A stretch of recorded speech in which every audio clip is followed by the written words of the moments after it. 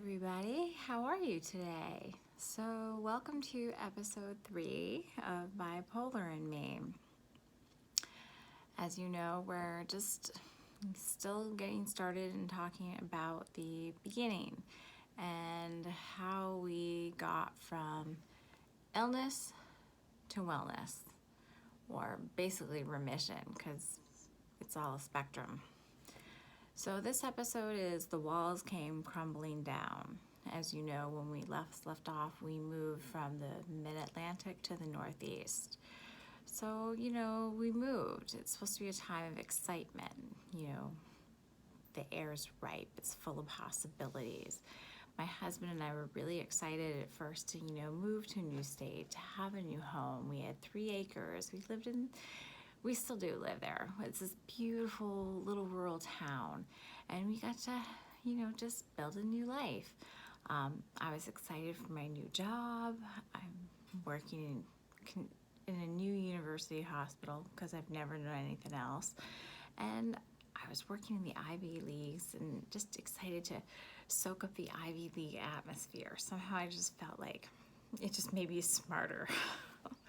I loved everything about the move at first, but then there became this noticeable heaviness. Everything slowly just began to seem unfriendly and very black. It's the best way I can describe it, just black. I could go days trying to convince my husband that I was just far too tired to be vertical if my presence was not required at work. So my husband asked me to start seeing a therapist, which I agreed to. I could feel this darkness just deep inside me that just, if I was going to be true to my family, I couldn't ignore it any longer. So I found a therapist. I started therapy, and they said, well, how about you see the psychiatrist that prescribes for us? And, let's do therapy and medication. So simple, so reasonable, easy, sure, why not? So I met with a psychiatrist and was placed on another antidepressant, Lexapro, cousin to Celexa. Why not? And as a practitioner, I knew I may have to wait a few weeks to feel better, but this is what we were paying good money for, and that's what we did. My mood shifted. There was no doubt about that. I cried, I raged, I threw things, I frightened my children, I slept, I refused to get out of bed. The world was just too hard. It was black. It was so very, very, very black. I isolated and kept myself hidden from my family. I begged my husband to take the children out of the house so that I could just end my misery without them present. That antidepressant, the Lexapro, was not working for me, and my husband was afraid to leave me alone. He was frightened of what he would return to if I was left for a prolonged period. There were so many phone calls made to asking that psychiatrist to see me again. We called, we left messages that went unanswered. We sent emails that went unreplied. We asked my therapist to intervene. His calls, his emails were also ignored. So we finally, out of desperation, said, can we get another psychiatrist for a second opinion regarding this medication? Because I was in dire straits. So this one was located at a well-known private psychiatric facility in my state. A number of celebrities have gone there over the years. Hope could return to us, for surely this guy, this physician would get my medication right. And for the record, when we finally got a hold of the originating prescribing psychiatrist, do you know what his answer was? Oh, I didn't know I was supposed to return the phone calls. Really? You had a suicidal patient on a medication that you prescribed who wasn't suicidal when she started the medication, and you didn't know you were supposed to return the phone call? That's bad medicine. That's irresponsible medicine. This is why I tell my patients, I don't care how small the change is, how insignificant you might feel the question is, you call me right away. I get to decide how insignificant the concern is. Because anything less is bad medicine. Anyway, I digress. So I'm going to be the first to admit to you, I don't remember much of that first meeting with the new psychiatrist. I know my husband was sitting next to me, always at my side. I know questions came to me in this soft, gentle tone, totally intended to relax me, and I know the words I'll never forget. You're not going to go home today in a state. That I had to be admitted for my own safety. That if we left to contemplate admission, the police were going to be called to return me back to the hospital. I cried. I shook. Me? A psychiatric patient? No. You had it all wrong. I just needed a new medication and things would be fine. But no, I needed admission and I needed new medication and I needed a lot of help, and then things would be fine. Unfortunately, visiting hours were over for that day, but they granted my husband permission to go home, get clothes and toiletries, and see me. I remember trying to keep a brave face when I went through the doors and when they locked behind me, sitting in a chair where my vital signs would be taken and questions would be asked. I was assigned a staff member to sit by my side constantly 24 hours a day until I could be deemed no longer a danger to myself. Looking around at my surroundings, remembering my heart pounding in my chest as I saw patients pace up and down a hallway, slam their doors, throw phone receivers against a wall when someone who was on the other end of the phone would upset them in some way. And finally, just this Hoover Dam of emotions that I had building up in me burst and tears spilled over. And it hit me. I was at Silver Hill, and I was hospitalized for the first time in my life. So, I really trembled as I walked through the doors of Silver Hill for the first time. I tried to be brave, I tried to fight the tears, but, I couldn't. The sound of the locking of the doors behind me was just so final. I was supposed to be here for a medication evaluation, and I just, no matter what anyone said to me, I was convinced that they were making this huge mistake. I felt like I was being removed forever from the society versus the simple short-term stay that I was promised.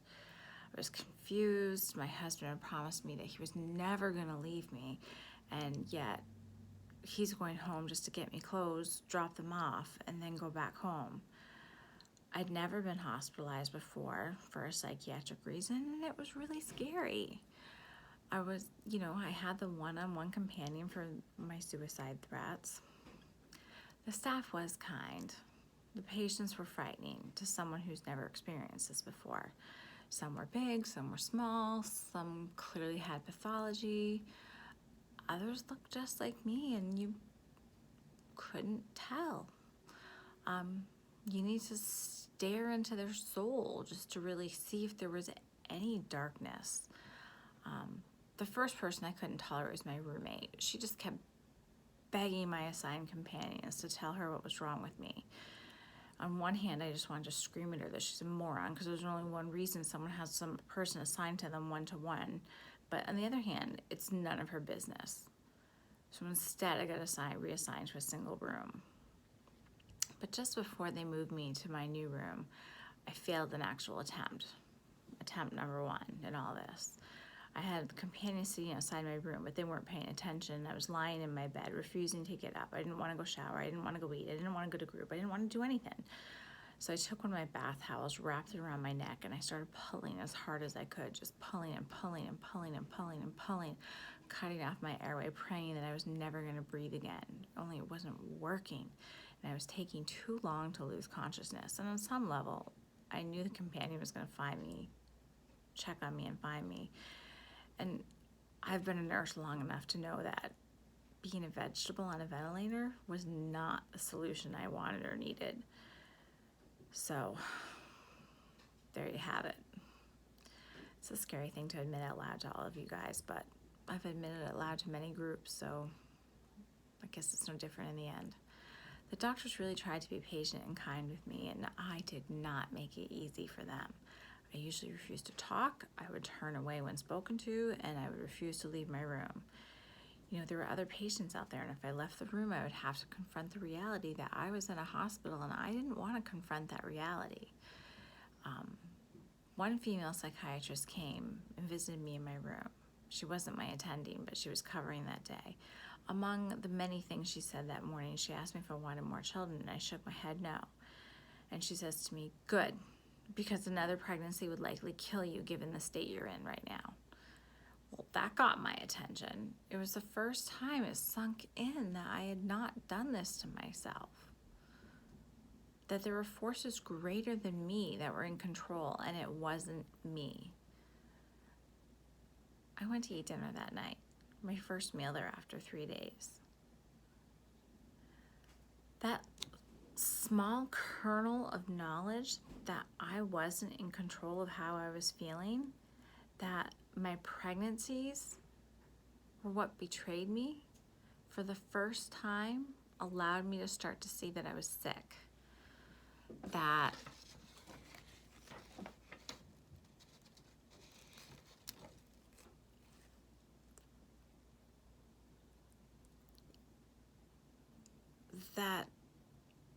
I had no control. And that was what I needed to hear.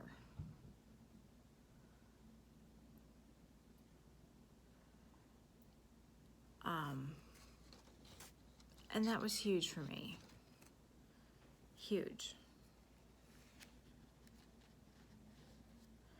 So, where does that leave us? Well,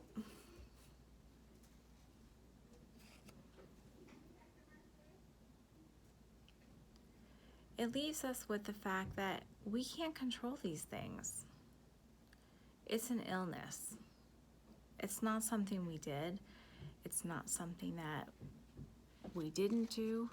It's not something that we caused. It's just what happened, you know? And that's an important thing. And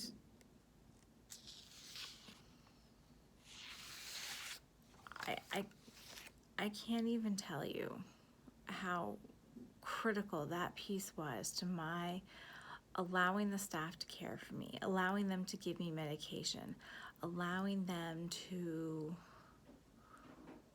work on me. What ended up happening there was they ultimately ended up deciding that I needed ECT, which is course number 1. And that was okay. So that's what we did. I call that my nuclear bomb. And we'll talk about that next episode. All right. I will see you next time. I know this was heavy. I hope a little insightful. And I hope you stick with this journey. Again, if you are liking what you're hearing, please like, share, and subscribe so that you can continue to receive new content as it comes. Because this is a really important journey we're taking, and we're talking about, you know, impaired providers and getting from illness to remission and having fantastic careers. Because as you can see, I am in the office today. ready to do my job and take people on their own journey and get them to see themselves in a very positive light and have them feel as good as I do today. All right, that's it. See you next time.